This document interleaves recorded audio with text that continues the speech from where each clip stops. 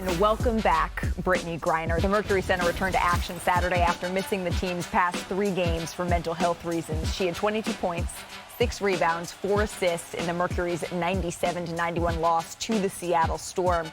And after the game, she spoke about her time away. Take a listen. There's no plan with mental health, really. There's no plan for that. You can't plan for when you might need some time or anything, but I just want to shout out the Phoenix Mercury organization.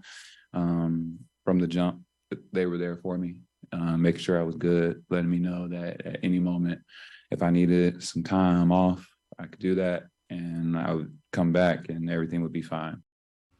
It's hard to imagine everything that she's had to endure, everything that she's had to go through, and then coming back to play basketball. Chene, you've played against Brittany this season. You've had conversations with her. How important is it that players are able to speak up here about the importance of their mental health, and for Brittany specifically? So important for players to speak up, and not only players to speak up, but for Brittany to do what she did, because she deserved that time to rest. She gave us tremendous moments to start this season. I'll never forget, at our scrimmage, there's a cute image of myself and my sister hugging her before the season started, because that was the first time we got to see Brittany since all of the situations that happened over the past year.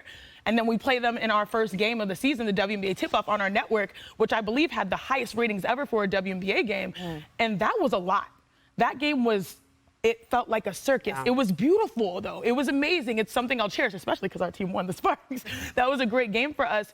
But it was also a huge moment for her family, for the nation. I mean, I met through this opportunity the vice president of our country.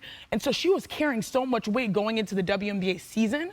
And so for her to say that, hey, I need to prioritize my mental health and take this rest, and also the beauty of the W is saying, like, go do what you have to do. We'll hold things down for you. I think that was very important. And lastly, I'll just say this. This is a week where I hope these conversations continue to be amplified, because we just saw Simone Biles return to the floor and compete in gymnastics. We heard, as you probably will talk about, Ricky Rubio. This is important for people to normalize, and I'm also glad that BG uses her platform to speak her mind and to speak her truth. And lastly, I see you coming back with 22 and 6, like slight work. Okay, okay, BG. Right, okay, exactly. BG. It's so important, though, right, Sinead? Like, individuals are respected here, right? We use this broad term, mental health, and that can mean so many different things, and it means something different for each person, how that feels for each person. And Brittany's one of numerous athletes, right, who've been vocal, transparent about the hardships that they've been facing on and off of the floor. In the past, I think of Kevin Love, I think of DeMar DeRozan. They've been open about it. Just this weekend, you mentioned Ricky Rubio. He announced that he's going to be stepping away from basketball, taking a mental health break here. And why I mentioned the individuality perk is that sometimes you feel so small, and you need to respect that maybe the way that you're hurting isn't the same way that somebody else is hurting. But when there's these collective voices, then you feel that impact. So how big of a step do you think, Perk, it is in the right direction, that there is this broader acceptance, this compassion for athletes as they're facing these mental health issues? Well, Malika, not only is it just about the collective voices, it's the powerful voices and the people that's doing it, right? When these people are speaking out, these powerful athletes are saying that they're stepping away to protect their mental health or to go seek help for their mental health, because so many people in the younger generation are afraid to go seek some type of counseling or, whatever type of help they may need because of the way that their peers may look at them. Like, when I was growing up in the African-American community, you better not say that you were going to seek help for mental health. Like, you would get laughed at, you would get judged, you would get looked at a certain type of way. And now, all of a sudden, making this normal, like Shanae said, is so great for the younger generation. Because now, when it was 15, 20 years ago, people used to get laughed at. Now, a person better not laugh at someone that's going to get their mental health in check or taking a break or go and get help. So it's a powerful thing, especially when us four on this television as well, could share our stories about mental health. Like, I had to go seek help, and we had a counselor in Oklahoma City. Her name was Angela, and you were able to stop by our office when you needed to actually talk about certain things that you were going through in life. And we all go through stuff. It don't matter if you're a famous NBA player, football player, how much money you make, you're going to go through some things where you have to go and seek help, and it's okay. When Brittany talked about her situation, I think we all knew about Brittany's situation, right? We all knew what happened to her. And so it wasn't like you were it was understandable when she came out and said, I'm having some of these issues. A lot of times, though, you never know what's beneath the surface. Like, we're all just the tip of the iceberg, and you never know what's beneath the surface of anybody. We all get on here on TV. Like, I'll be open about my own stuff. Like, whenever, I've had 2 babies, every single time after you have a baby, postpartum stuff is no joke.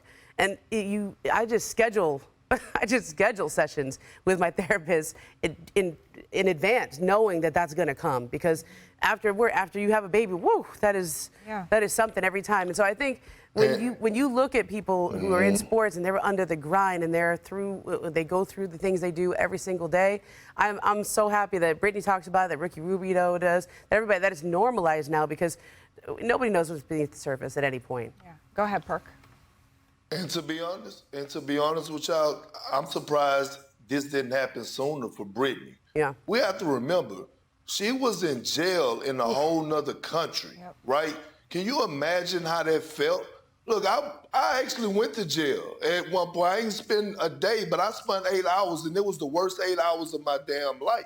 So I can only imagine how it felt for her to be incarcerated and be in a whole nother country and waiting every day go by, and you know the support that you're getting, but it's almost feel like it's no end, or you don't know when it's gonna come to an end. And all of a sudden you get to the United States, and yes, we welcome her with open arms as we should be, but I'm surprised this didn't come sooner, because again, she has been through so much in a short period of time, and so much overwhelming situations. And even when she returned back and started playing, everybody wasn't just giving her good vibes. You're going to have those negative people out there in the world that's going to be shouting crazy stuff for us, the fan base. So I'm good for her. And it probably would have come sooner, but she felt the weight of the world to carry on, her popularity and make this a moment for the league to celebrate, which was great. But then also it delayed the onset of probably what she was feeling,